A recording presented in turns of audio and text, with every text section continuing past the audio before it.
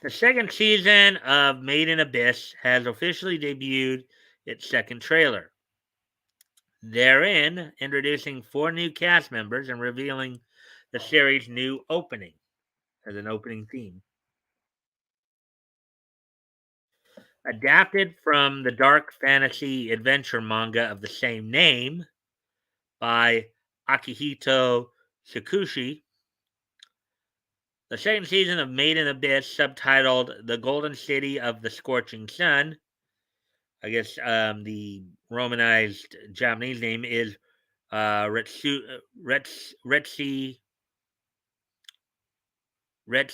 no Kogane no Sato, will adapt the series' sixth major storyline, the uh, Il arc. Ilbu arc. Its new trailer, released on the series' official website on May 5th, which would have been about 5 days ago. Yeah. And that was last Thursday, I believe. Um, entitled Rico's Core Side, um, unveils what Made in Abyss fans have been waiting for since said arc wrapped up in the manga. Starting with our heroic trio of Reg, Rico, and Nanachi entering the village of Desire, Yiblu.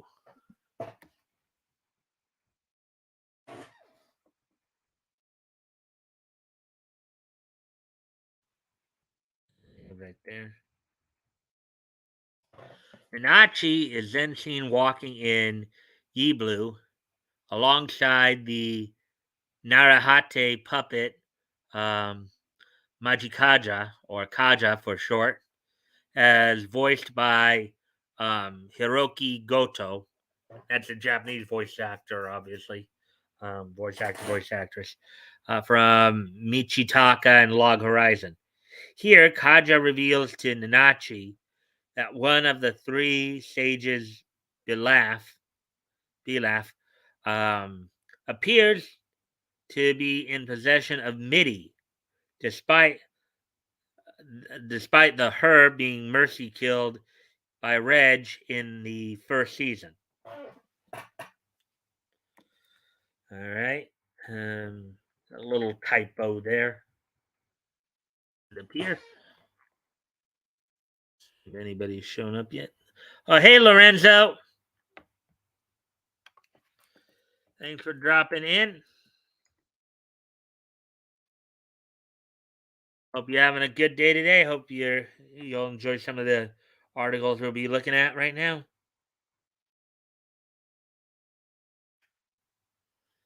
Oh, anyways, then switch. Okay, I guess it should be then said scene, then switches to Reg's first encounter with the fan favorite Narahate, Princess Faputa.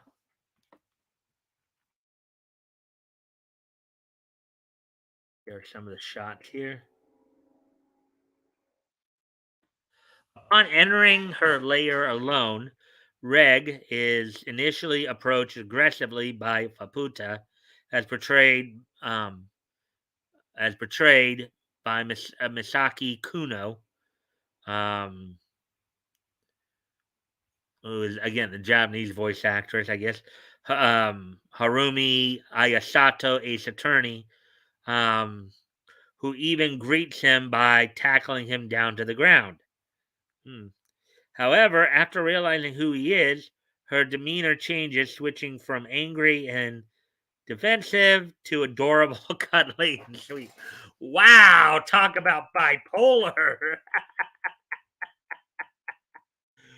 Woo!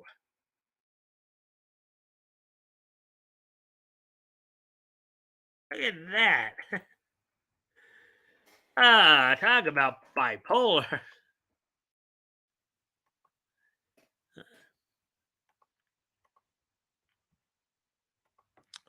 Also, feel free if anything catches your interest or you want to ask anything, feel free to do so. And if I can answer the question, I'll do my best to do so. We next switch to a moment much later in the arc where Rico rides speed form Kaja in an attempt to lure the creature known as the Fuzo Punto um, into the center of Yi Blue.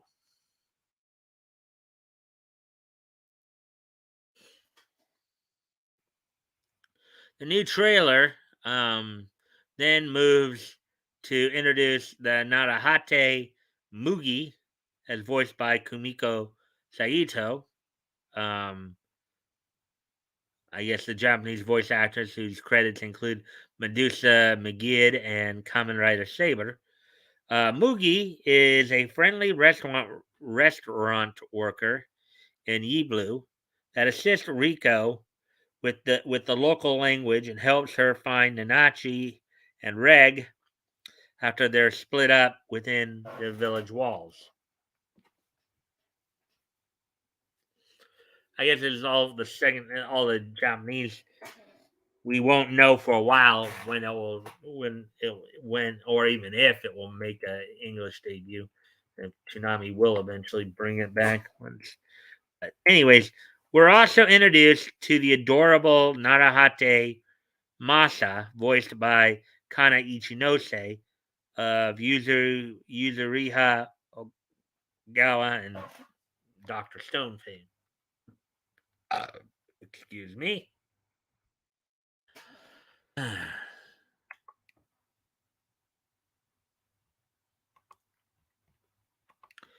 As shown, Rico, Mania, and Ma eating at Mugi's restaurant.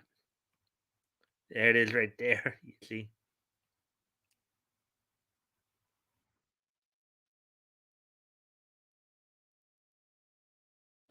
The trailer then presents a shot of Bilaf, voiced by Mitsuki Saiga from Tengen Toba Gurren Lagann, lifting their tail to reveal Nanachi asleep next to Midi.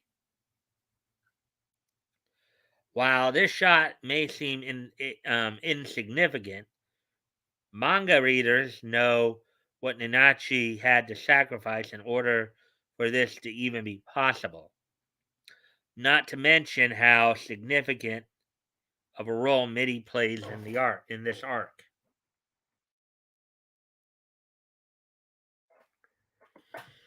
A bright light transitions us to Rico holding hands with Ma as they walk through the village.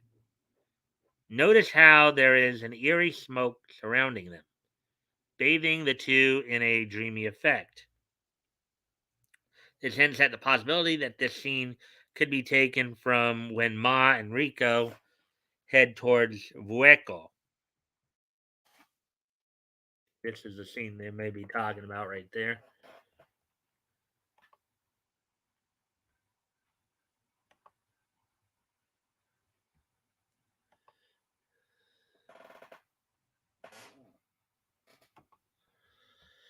All right.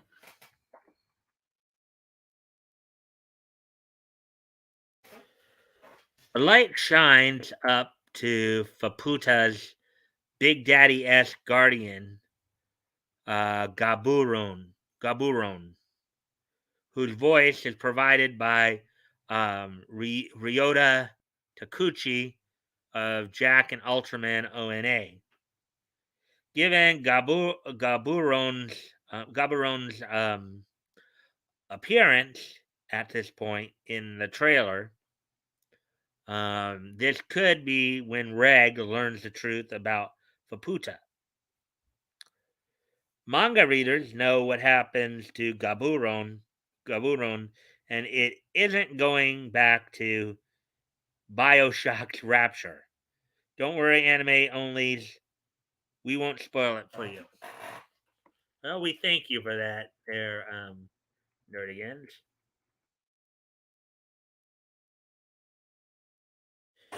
The eerily heavenly beam that transitions from Gaburon, Gaburon to a cave wherein Faputa is illuminated by its light.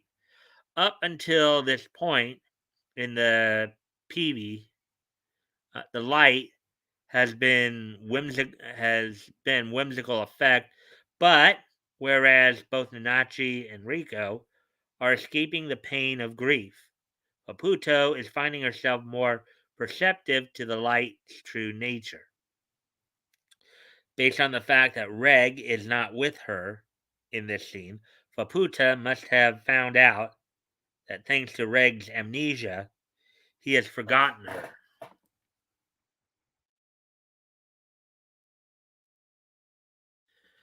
Oh, that's kind of a scary look, isn't it? That wide eyed look right there. Hmm.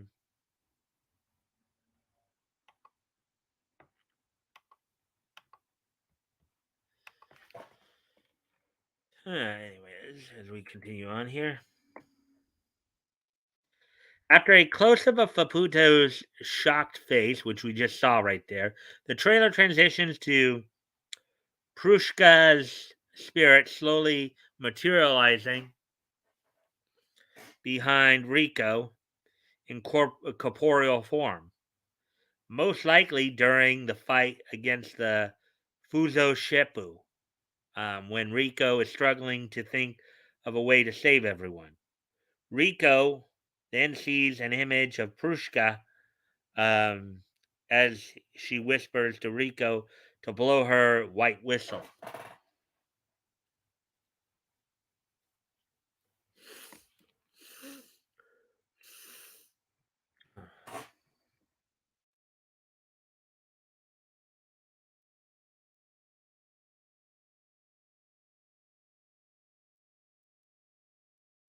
After the screen goes black and shows the season's title card, the trailer concludes with a short of Rico holding Prushka, her aforementioned white whistle, and readies herself to play it.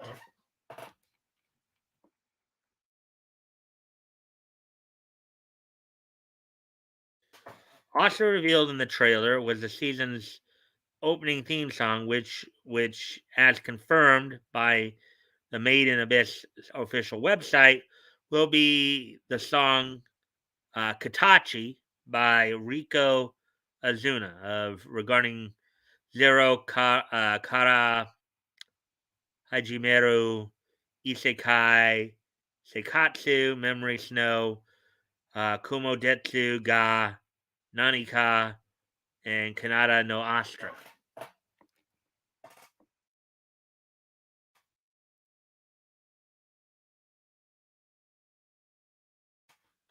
The official website also confirmed that pop rock band Myth and Royd Made in Abyss movie 3 Fukaki Tamachi no Reime regarding Zero Kara Hajime Isekai Seikatsu Overlord 1 through 3 would provide the series ending theme Endless Embrace.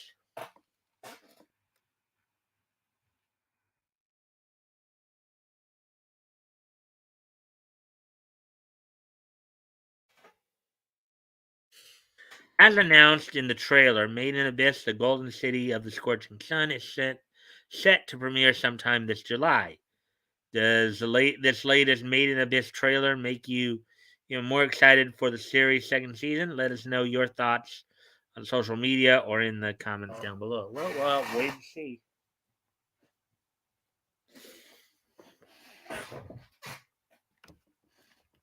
Hmm. That's that for that story. We now will get ready to move on. We got 3 people in here now. Hello. Hope you're enjoying the. If you haven't already, if you can like and share the stream to see if we can get some more friendly people in here, that'd be appreciated. Um. Anyways, getting ready to move on to the next article here after this.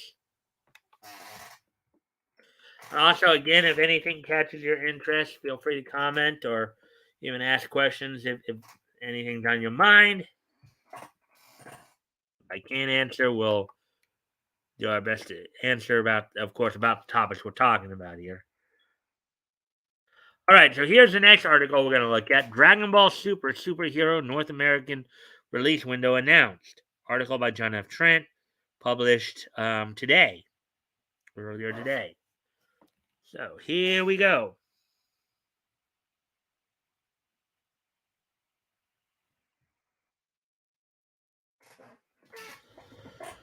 All right, Crunchyroll and Toei Animation announced they will be releasing the next installment of Dragon Ball Super into theaters this August in North America with Dragon Ball Super Superhero.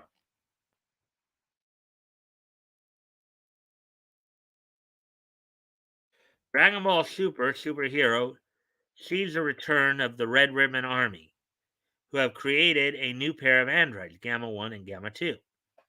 The official synopsis reads, quote, Red Ribbon Army was once destroyed by Son Goku. Individuals who carry on its spirit have created the ultimate androids, Gamma 1 and Gamma 2.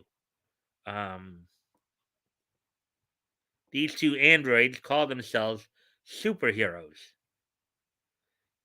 They start attacking Piccolo and Gohan. What is the new Red Ribbon Army's objective? In the face of approaching danger, it is time to awaken superhero. And there's Gohan and I guess one of the two androids, I guess. The film will be it, the film will be is the first international release for Crunchyroll, who will be distributing the film in North America. They are teaming up with Sony Pictures Entertainment to distribute the film internationally, including Latin America, Europe, Australia, New Zealand, Africa, Middle East, and Asia, except for Japan. Hmm. Yeah, there was a bit of a typo in that last paragraph.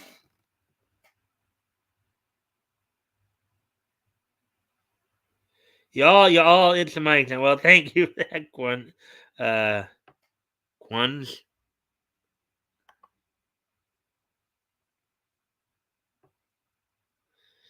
All right.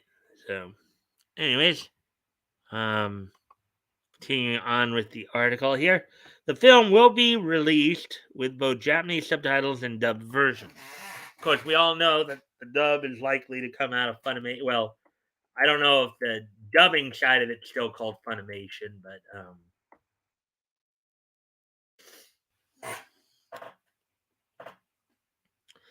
Dragon Ball Super Superhero is the second film in the Dragon Ball Super franchise.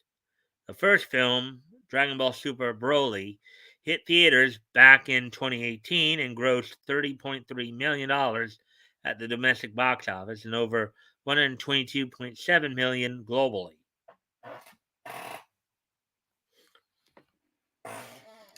At the time of its release, it was the third highest grossing anime film in North America, only being surpassed by Pokemon the first movie, which raked in 85.7 million back in 1999, and Pokemon 2000, which hauled in 43.7 million domestically.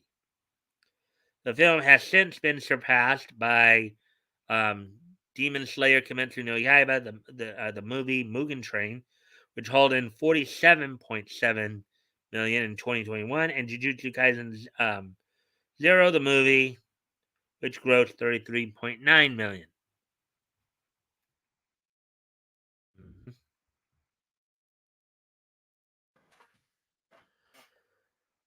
Let's see. Hey, Lorenzo.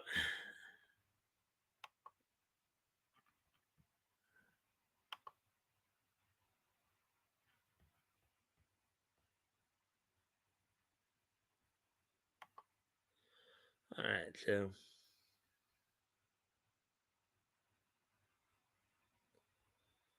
all right.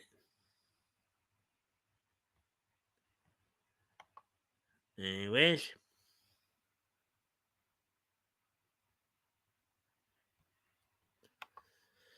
Alright, so Dragon Ball superhero sees Dragon Ball's original creator, Akira Toriyama, heavily involved in the development of the film as he worked on the film's original story, its screenplay, and the film's character design. The movie is directed by Tetsuro Kodama and features the Japanese voice work of Masako Nozawa as Gohan, Goku, and Goten, Toshio Furukawa as Piccolo, Yuko Minaguchi as Pan, Ryo Horikawa as Vegeta, Mayumi Tanaka as Krillin, Aya Hisakawa as Bulma, Takeshi Kusao as Trunks, Miki Ito as Android 18, Bean Shimada as Broly, Koichi Yamadera as Beerus, Masakazu Morita as Whis, Hiroshi Kamiya as Gamma 1, Mamoru Miyano as Gamma 2, Miyu Irino as Dr. Hato, Volcano Ota as Magenta, and Ryota Takuchi as Carmine. We saw that name a little while ago as well. In a press release, Crunchyroll promised they would announce the English voice cast at a future date.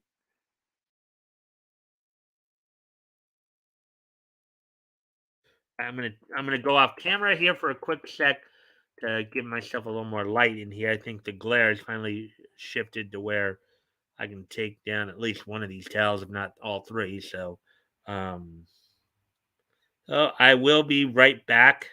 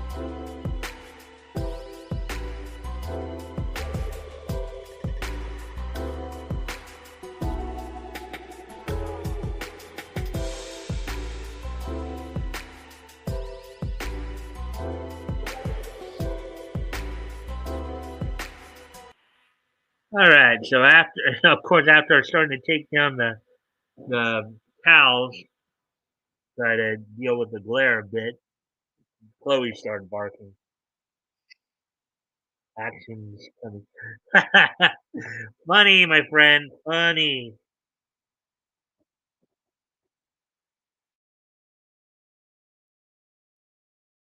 Funny. Anyways, we'll now get back into the swing of things. I do thank you guys for the likes and shares. That help with the algorithm here.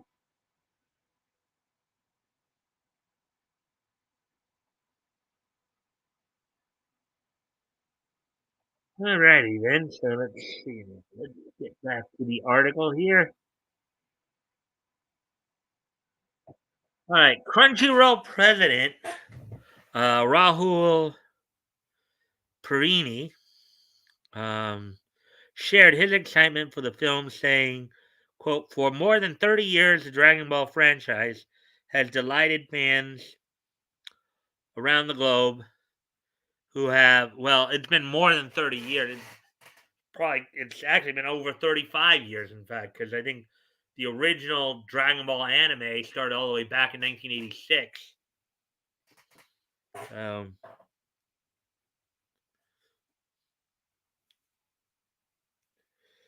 let's see, around the globe who have followed the world's greatest warriors who defend Earth from forces of evil. Unquote. Quote. We're thrilled to partner with Toei Animation to bring fans the latest chapter of Dragon Ball Super to the legion of super fans eager to continue the adventure and to grow the anime audiences who are discovering it for the first time. Unquote. He added.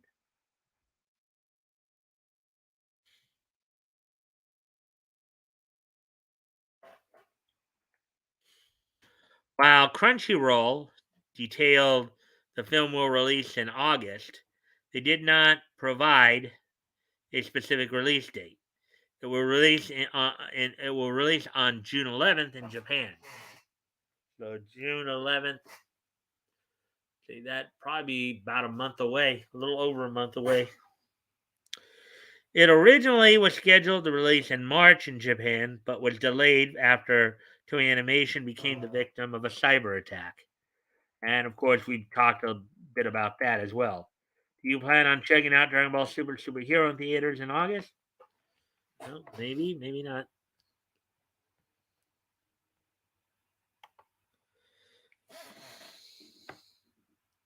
So, Action Toys channel from Lorenzo right there.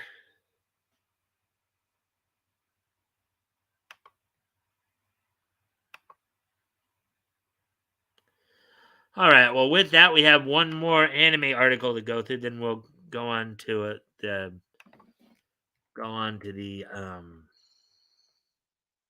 comics article. Let's see, 39:29. So going a little quicker tonight, it would seem.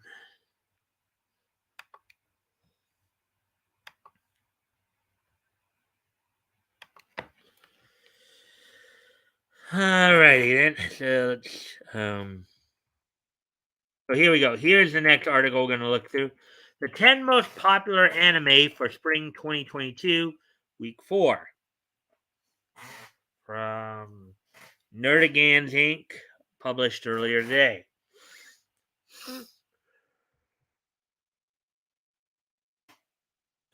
The spring 2022 anime season continues to bless anime fans with fantastic content.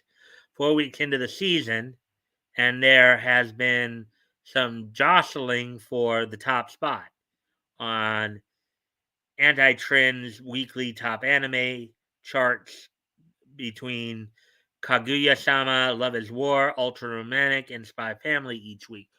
Now, mind you, okay, so just to let people know, whereas now for those of you who grew up in the 80s, maybe grew up in the early 90s and prior, early 90s, 80s, 70s, for those of you who grew up in those time periods, as you may remember, every September was usually the time when, it was time for new cartoons, to premiere. It was usually the time that, Saturday morning would, start, like, quote unquote, a new season, right?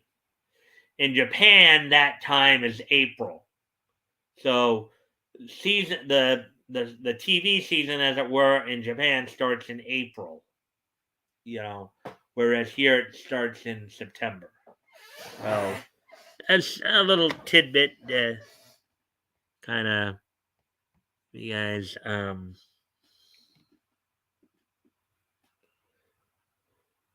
might be the, let's see. I plan to watch the Dragon Ball show that's on Hulu. Might be the original series. Yeah, the original series, Lorenzo, started all the way back in 1986. Um, the spring 2022 anime season. Okay, let's see. Oh, actually, we read that paragraph already.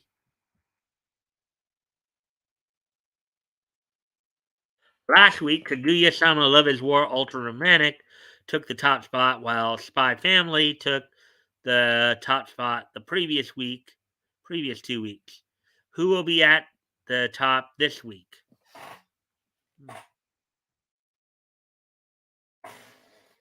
10. Aharen-san wa Haka-renai. Aharen-san wa Haka-renai is a slice of life series that follows the awkward relationship between Matsubochi Raito and his petite, soft spoken classmate, Reina Aharen, who just so happens to sit right next to him. In episode 6, titled, quote, Are we too good? Unquote, after Aharen and Raito receive a swimming lesson from Oshiro, they begin to compete at table tennis, 10-pin bowling, and basketball. However, Aharen and Raito are both so bad at sports, each game ends in a draw. Oh boy. Aharen finally beats Raito at an arcade shooting game. After a brief trip to the restroom, she begins acting differently, to the point where Raito begins to believe Aharen has amnesia or is a clone. When the real Aharen pops out, it turns out that the new Aharen is her little brother Ren, who likes to wear Aharen's. Oh boy! Oh boy! Hey! Ay, ay, ay, ay, ay, ay, ay.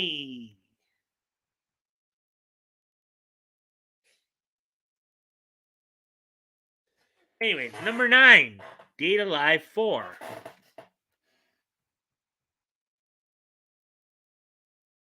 Date A Live 4 follows the story of high schooler Shido as he discovers a mysterious girl at ground zero of a space quake.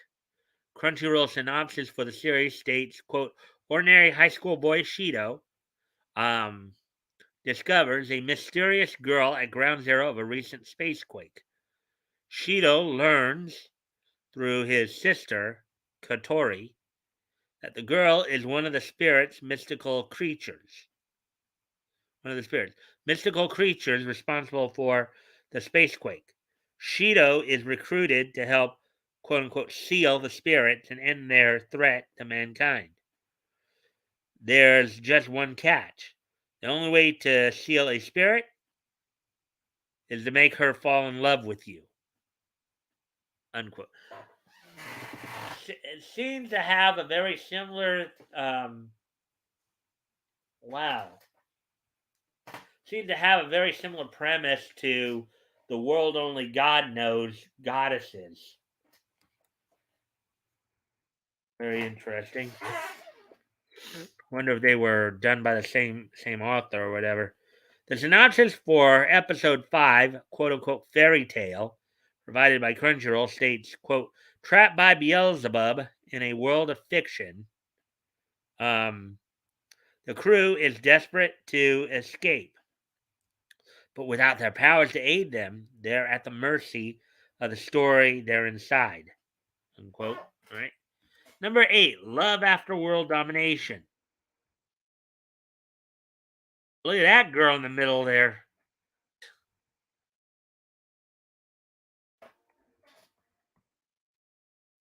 She seems quite spunky there.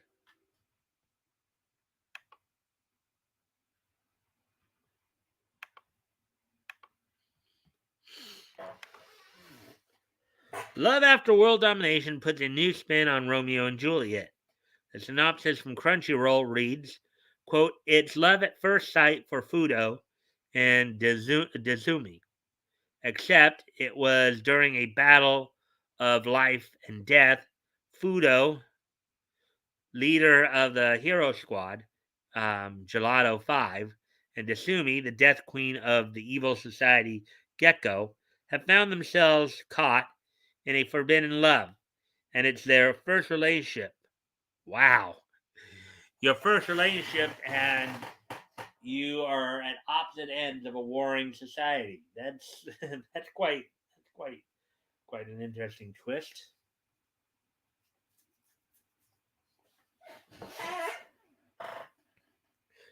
Let's see. Moving in secrecy, they live holding hands with one weapon in the other, finding out what's truly fair in love and war.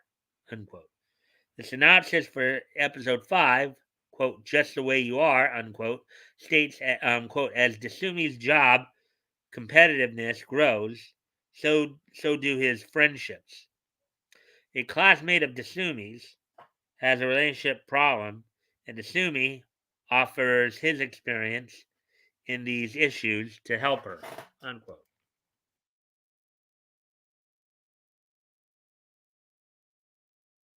Summertime rendering. Number 7, summertime rendering. Summertime rendering is a mix of mystery, thriller, and supernatural, and is an adaptation of Yatsuki Tanaka's manga, or I think it's supposed to be manga, but they have it spelled managa. The synopsis from Manga Plus for the series states, quote, "Upon hearing of Ushio's death, Shinpei returns to his hometown of Wakayama City on Hitogashima and reunites with his childhood friend's family. The funeral goes smoothly, but under the surface, something strange is brewing on the island. What mysteries await him on the secluded summer island?" Episode 4, um, Mai Wu sees Shadow Ushio convinced that she is alive when she is a shadow that actually believes she is the real Ushio. Shadow Mio and now a Shadow Shinpei are causing chaos. Summertime rendering is available for streaming on Disney Plus in Japan. Number 6, Tomodachi Game.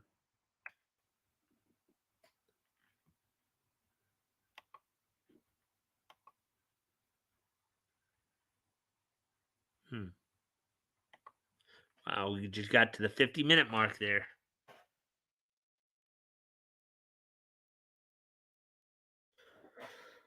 Actually, give me a moment. I just need to go off camera here for a quick moment. I'll be right back.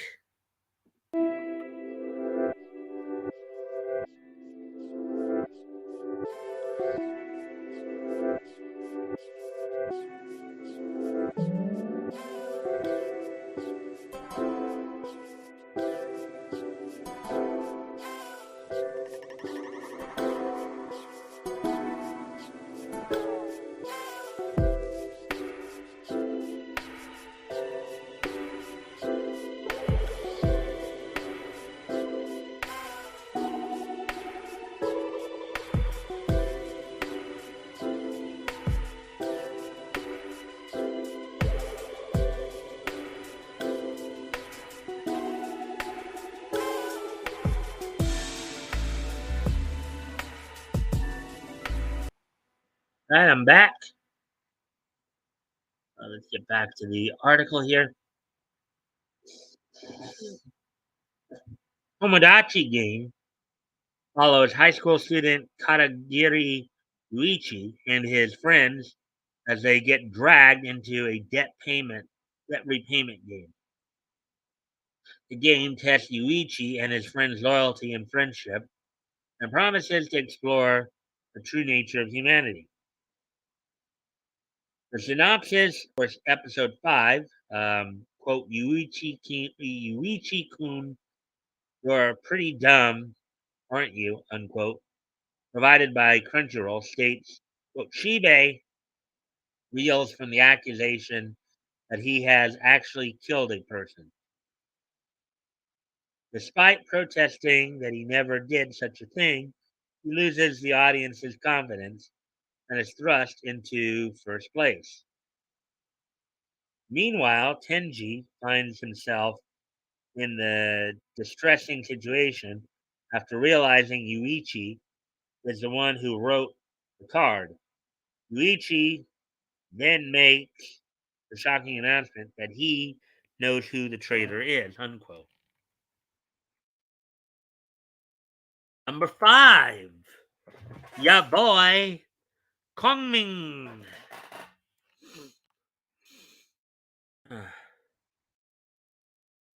Your boy Kongming sees an ancient military strategist named Kongming arrive in modern Japan and uses his tactics to make his newfound friend Eiko into a music sensation. The synopsis for episode 6, Kongming's freestyle provided by High Dive, reads, quote, past and present collide when Kongming and Kabe face off in the most epic rap battle in history.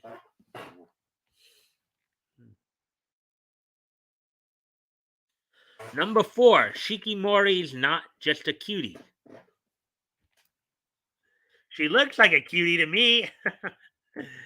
Ah, Shikimori's Not Just a Cutie is a romantic comedy that follows high school student Izumi and his girlfriend Shikimori, who has a beautiful smile, kind personality, and always seems to be happy alongside Izumi. However, when Izumi finds himself in trouble, he transforms into a quote unquote heartthrob girlfriend. The synopsis for episode 5, as noted by Crunchyroll, states, quote, the naturally unlucky Izumi-kun faces yet another day of disaster after disaster, even on his way to meet up with his girlfriend, Shigimori-san. In the morning, he runs into so many troubles that he's a mess by the time he sees her. Still, the cute, sweet Shigimori-san greets him with a kind smile. But when Izumi-kun is in trouble, the lovely Shikimori-san instantly transforms into the coolest, most heroic girlfriend you've ever seen. Fun days are in store for this couple of 1000% preciousness and their chill friends as they begin their second year in high school. Oh, that does sound like a cute premise right there. Ah, sounds like something I would want to watch.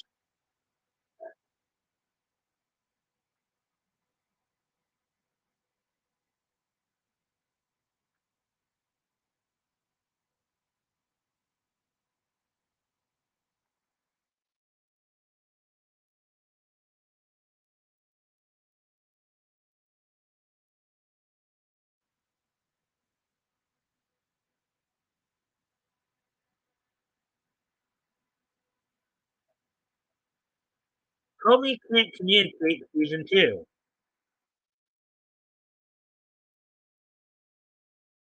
Comey can't communicate follows high school student Donano and his unsociable classmate Comey reach her goal of making friends with 100 people.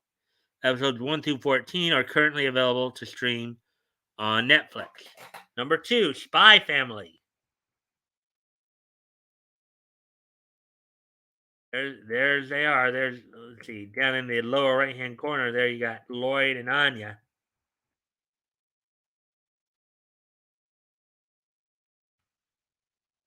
Spy Family follows the top spy of the Westalis Intelligence Agency, Eastern Focus Division. Why I guess they call it WISE. Um, as he's tasked with tracking the movements of the Ostania National Unity Party's Donovan Desmond. In order to track Desmond, he takes part in Operation Strix, which involves infiltrating Desmond's social circles, specifically the elite school he sends his son to. In order to accomplish his goal, Twilight recruits a girl named Anya that he adopts as his daughter, and a woman named Yor as his wife. However, his daughter has the ability to read people's minds, and his wife is an assassin. The three decide to go undercover as a family unit, but they also keep their abilities hidden from each other. Wow, that's kind of a very interesting scenario, isn't it? How do you work together and still keep your abilities secret from each other? Yeah. Hijinks ensue with world peace resting in their hands. Yeah, I can see that. The synopsis for episode 5 provided by Crunchyroll states, quote, the day that Eden College would announce the applicants that successfully got into the school had finally arrived, but Anya's number is not listed. The forgers fall into the depths of despair, but are greeted by Henderson. He praises them for their interview and tells them that Anya is at the top of the waiting list. 3 days later, they find out that Anya got into the school. Frankie comes over to celebrate with the forgers, and they all agree to reward Anya for working so hard. What Anya asked for, and I guess you have to watch the episode to find out. Number 1, Kaguya-sama, Love is War, Ultra Romantic. Turn the light out, time to get romantic. Anyways,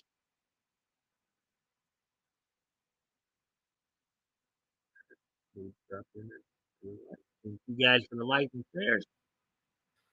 Anyways, Kaguya-sama, Love is War, Ultra Romantic is a romantic comedy that follows the romance between the two leaders of the student council, Kaguya Shinomiya and Miyuki Shirogane.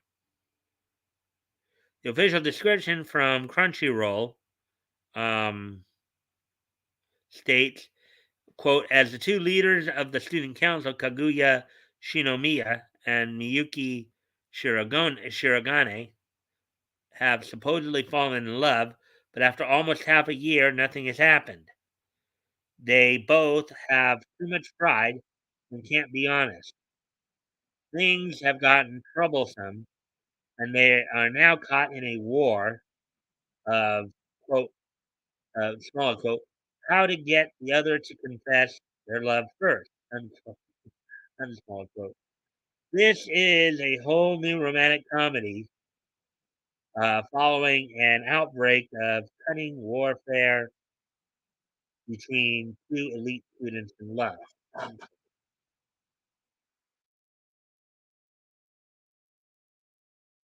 Synopsis for episode 5, quote, Fika Fujiwara wants to beat a rhythm, and then backslash Hi Hayasaka wants to talk, backslash Maki Kijo wants some help, unquote. Provided by Crunchyroll, quote, Kuragane couldn't tell Ms. Herthaka um, that sometimes humans need to expose their weaknesses and endeavors um, to practice rapping, which should be able to convey that. But his rapping um, skills are catastrophic. Fujiwara, who previously taught him singing and dancing, tags along for practice, but she is a total amateur when it comes to rap. But she's on the level where she's convinced it's all simple minded fun. So Fujiwara began special training with the advice from Shirogane, who has overflowing knowledge of rap music. He rapidly improves, but something is still missing. Unquote. Anime trending. Okay, so here it is right here.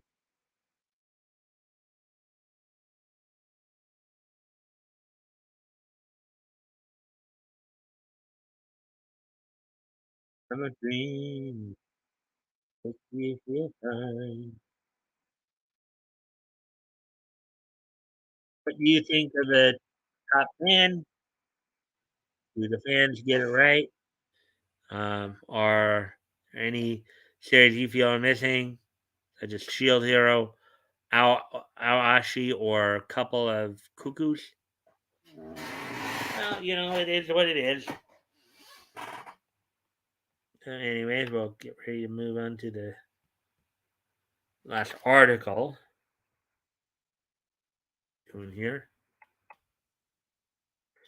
Anyways, before I continue, of course, I need to step away from the computer for a few moments. So I'll be right back, but I will leave you with some music to keep you guys entertained. Right back.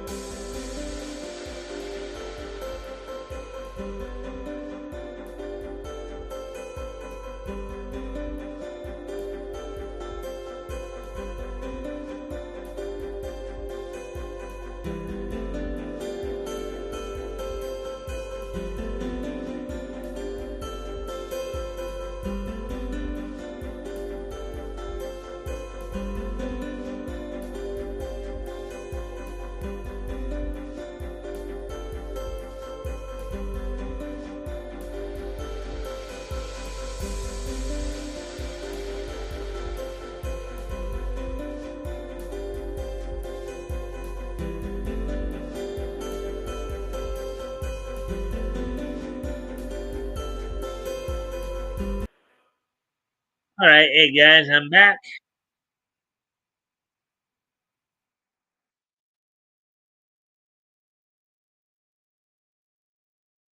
Anyways, may move on to the next article here.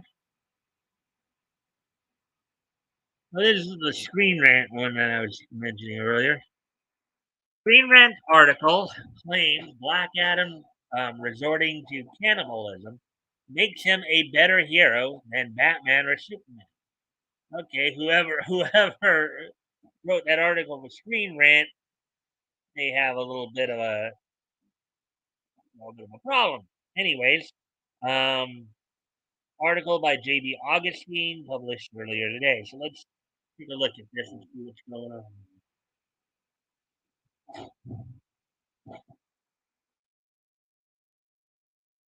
Dwayne Johnson, and most of you should know who that is. That's basically The Rock from WWE fame. Promised that the power dynamic of the DCEU will change when his portrayal of Black Adam finally hits theaters after a long wait. The production took over a decade to manifest, and the film itself was pushed back several times in the last 2 years.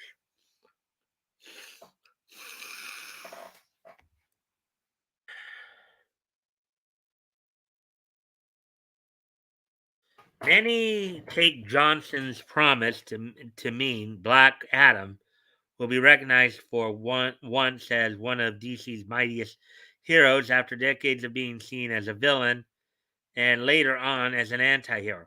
Well, now for those of you who may not know the history of Black Adam a little bit, Black Adam actually did start out as an arch enemy of Captain Marvel in Fawcett Comics. Black Adam was one of the characters DC picked up from Fawcett Comics, along with like Captain Billy Batson's Captain Marvel, not to be confused with Marvel's Marvel Comics Captain Marvel character.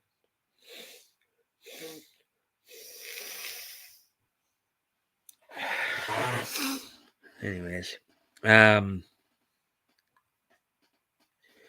others believe the ruler of Kondak has already maximized that potential and proven his worth as a hero.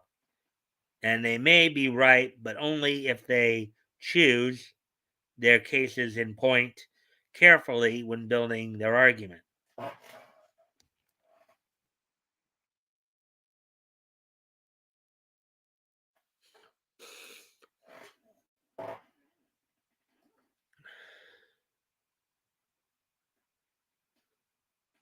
You see, support for the idea Black Adam is a hero doesn't boil down to saving cats from trees or foiling a bank robbery.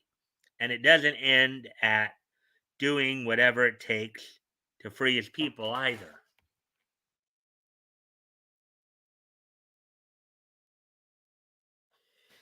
In an article from Screen Rant, it suggested what makes him such a great hero in the making is his quote unquote tenacity in doing anything to achieve his goals. This includes killing and eating his followers to survive. Oh my god! Okay, this guy from Screen Rant obviously has some issues. Yes, Screen Rant argues, a resolve that stoops to cannibalism can make Black Adam, quote, the ultimate DC hero, outweighing the likes of even Batman and Superman. Oh my god. I think Isaiah was right when he said we're in a time of where good is called evil and evil is called good. Oh my goodness.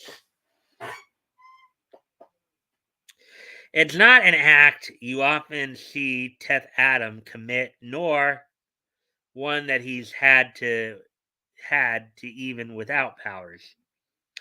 But a time did arise in a story once when he seemed to require a loyal traveling companion to sacrifice himself so Adam can live and complete his mission.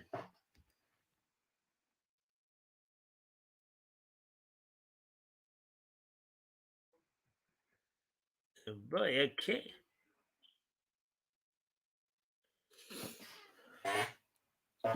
Let's see if you guys are saying anything about this yet. We're already past the hour mark, and nope, nobody's here. I'm the only one here, it would appear.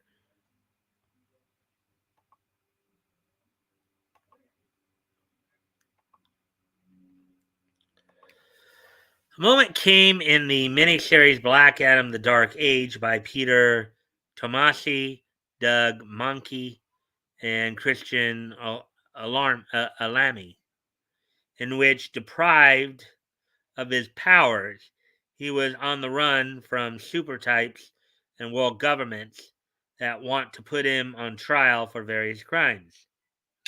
At the same time, he is on a quest to resurrect Isis, his wife, that takes him and a companion across a freezingly intemperate mountain range. This is the point where he kills and consumes his willing follower.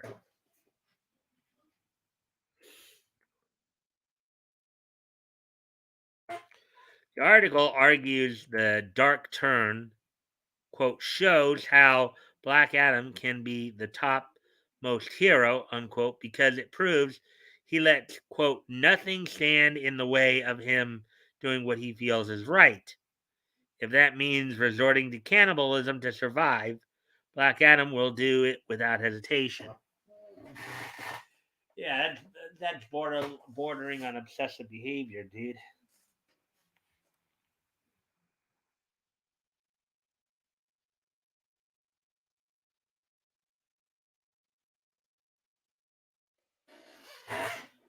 He also somehow proves he has humility through the act in the author's mind. Before killing his partner on the journey, Black Adam shows he is quote unquote grateful when he um, quote he makes it a point to graciously thank the follower for his sacrifice every day, unquote.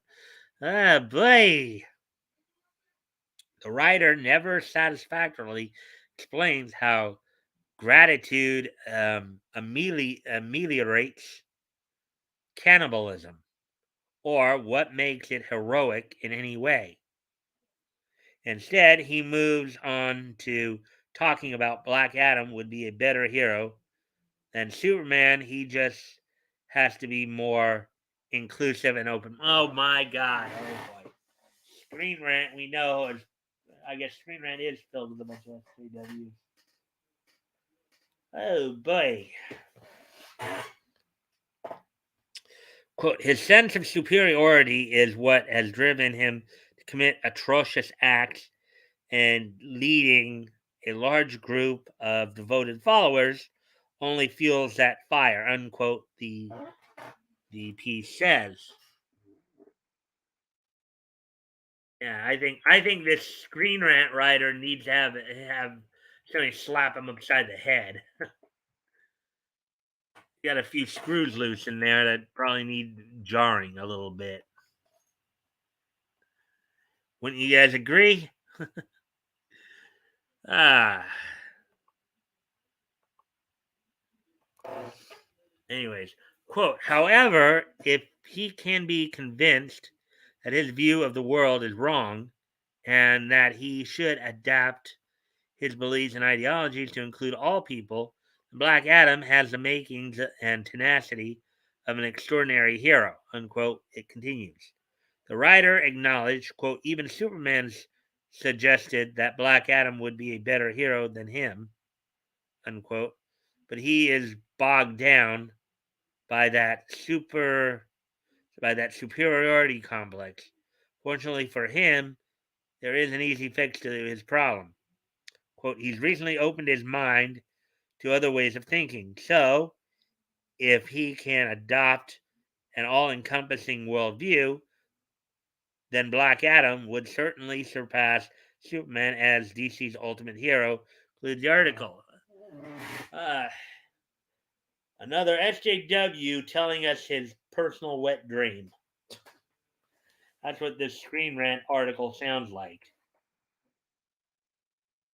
Another SJW telling us his wet dream.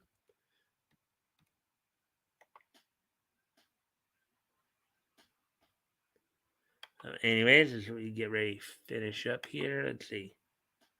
Hour 15. I'll finish up with this article. In other words, forget what you know, eat the Soylent Green, adopt everybody else's ideas, and you too can go from zero to hero. Heck, you'll be better than Batman or Superman, hands down. Johnson's turn as Black Adam hits theaters in October.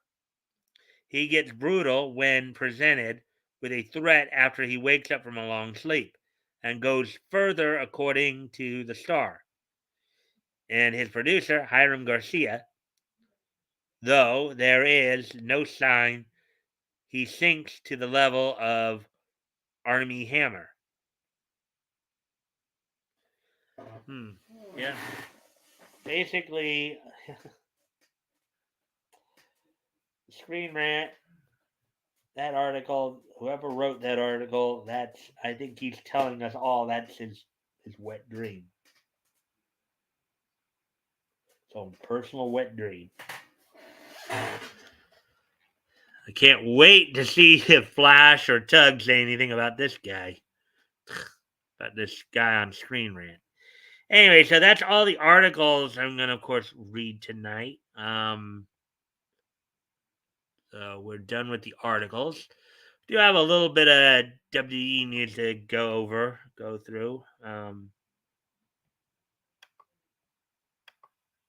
Then we'll get to the history segment, of course.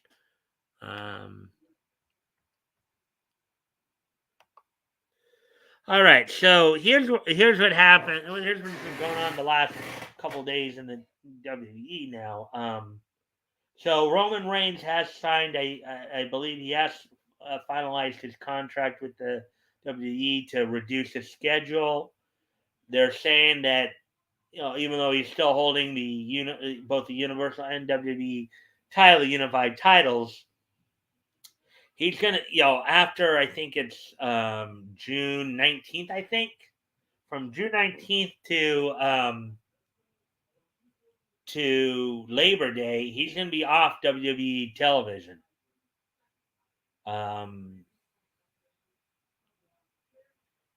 They're again they've got him set up, and I think from what I understand, this is getting a lot of fans upset. They didn't like it when they were doing this with Brock either, where their top guy is going to be just a part timer. Okay, and that's not really good for a wrestling company, anyways. To have your top guy is just kind of a part timer, a guy who's not really heavily involved in any major storylines or anything like that. Kind of does make you wonder what the WWE is thinking, And I know there's been a lot of criticism that they haven't been pushing it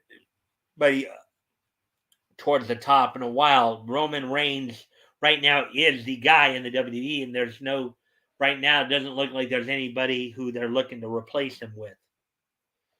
Even though there are guys that potentially could eventually replace him. There's, of course, Bobby Lashley, Cody Rhodes, but Cody Rhodes just came back to WWE, so he's not going to get a major push or push that hard that fast. Seth Rollins, now Randy Orton's had his time in the sun.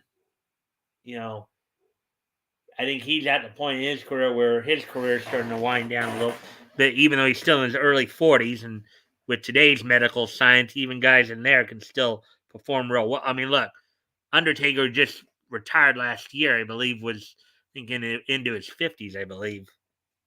So, oh yeah, so,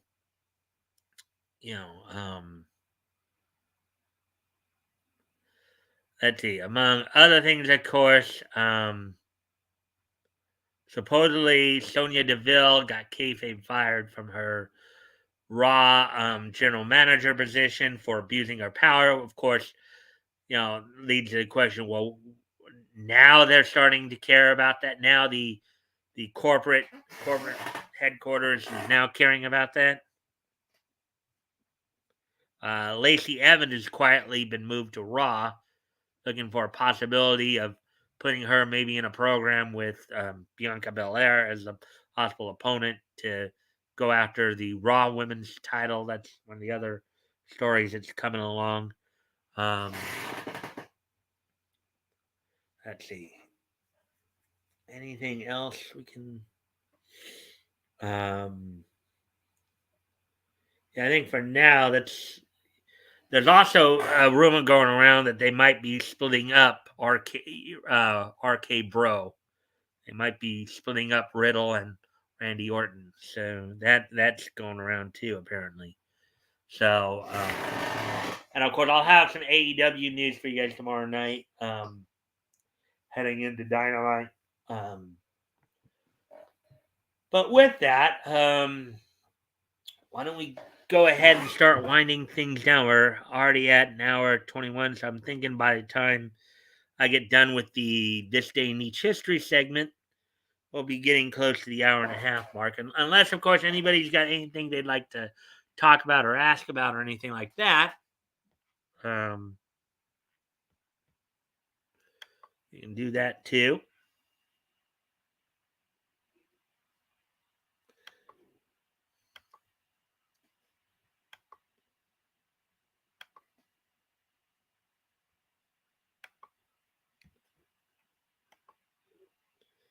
Just give you guys a sec to say anything, and if not, then we will start to wrap things up a bit. I do again thank you guys for all the likes and shares. I hope you guys have been enjoying the content. So we're just wait a few minutes, wait a moment or two here. Let's see.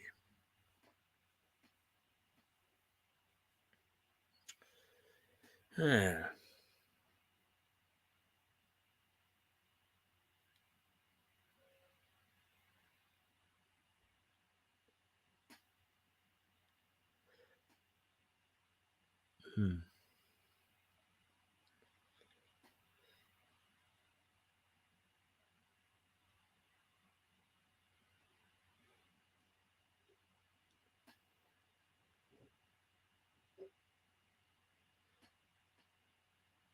All right, well, we just hit 123 here, so I'm going to go ahead and start wrapping this up by getting ready to do This Day in Each History. So today is Tuesday, May the 10th, 2022. So why don't we go ahead and take a look back at this day in each history? First off, we're going to head back 60 years ago today. As on this date, 60 years ago today, the 65th and final issue of Popeye from Dell Comics went on sale on this date back in 1962. By this point, okay, so it sold for 15 cents for 32 pages. Of course, Popeye originally, as you guys know from our Friday streams, Popeye originally was in the hands of David McKay Publications.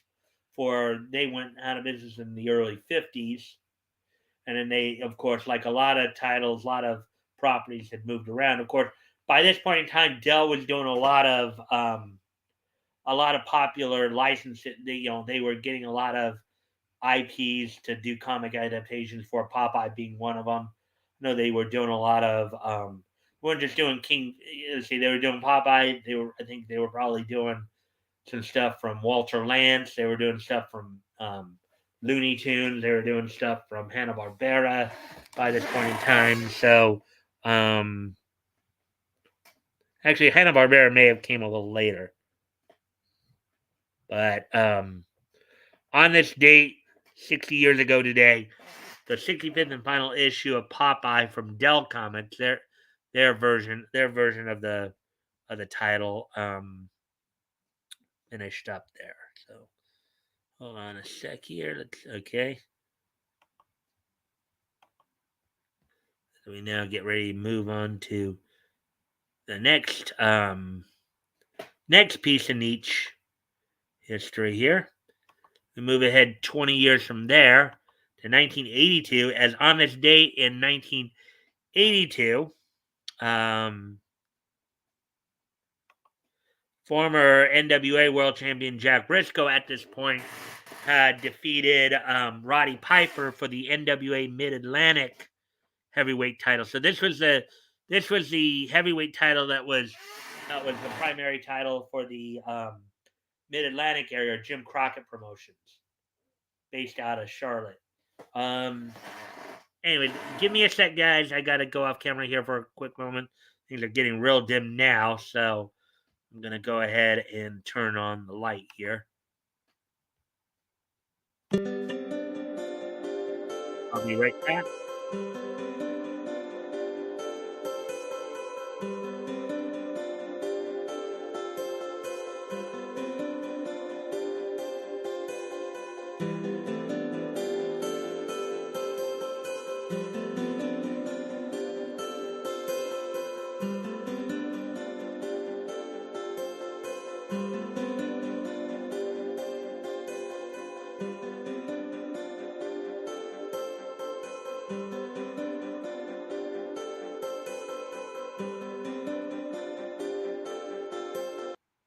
All right, I'm back. So, anyways, as I said, on this date, 40 years ago today, Jack Briscoe defeats Roddy Piper for the NWA Mid Atlantic Heavyweight Championship in Greenville, North Carolina. So, 1 week after Jimmy Garvin had, of course, defeated Mr. Wrestling in West Palm Beach for the NWA Florida. Now, remember, at this point in time, NWA was still, pretty much. Uh, they ran their national organization a little differently, as a conglomerate of um, a bunch of territories, and that territory system didn't finally wind down until like early '90s. So,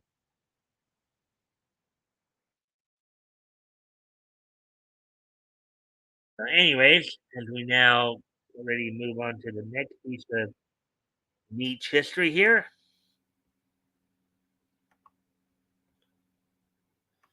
as on this date back in 2002, um, the Disney animated series Teacher's Pet would conclude its run on Toon Disney. So, on this date back in 2002, the Disney animated series Teacher's Pet would conclude its run on Toon Disney. This series would, of course, feature such voice acting luminaries as um, Deborah Jo Rupp, David Ogden Stiers, Jerry Stiller, Wallace Shawn, Rob Paulson, A. Whitman, Emma Adlon, Lauren Tom, Cree Summer, and the list goes on and on. So on this date back 20 years ago today, in 2002, Teacher's Pet would conclude its run on Toon Disney. And finally, last piece of niche history here. On this date, 5 years ago today, in 2017, um, the Yu-Gi-Oh series Vrains would debut on this date back in 2017 and would run 420 episodes. Originally ran on TV Tokyo. The English networks that picked it up, of course, was Nine Go, Teletoon in Canada, Nine Go in Australia, Teletoon in Canada, and Pluto TV in the U.S.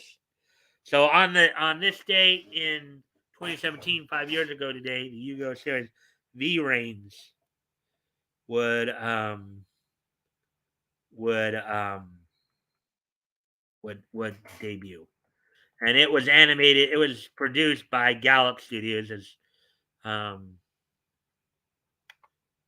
so with that, let's see. So I hope everybody enjoyed the content tonight. Of course, don't forget this Friday. Of course, we'll be continuing our look back at comics history, as we will, as Batgo and I will be looking at comics that went on sale, and we started last week with January, and we started our coverage of 1939. We'll be looking at comics that went on sale in January 39 from Centaur Comics, doing probably most of our reading out of Funny Picture Stories number 20 and Funny Pages number 25. With all that being said, guys, I thank you guys for being here tonight. I hope you guys enjoyed the show, and I will see you tomorrow. Bye.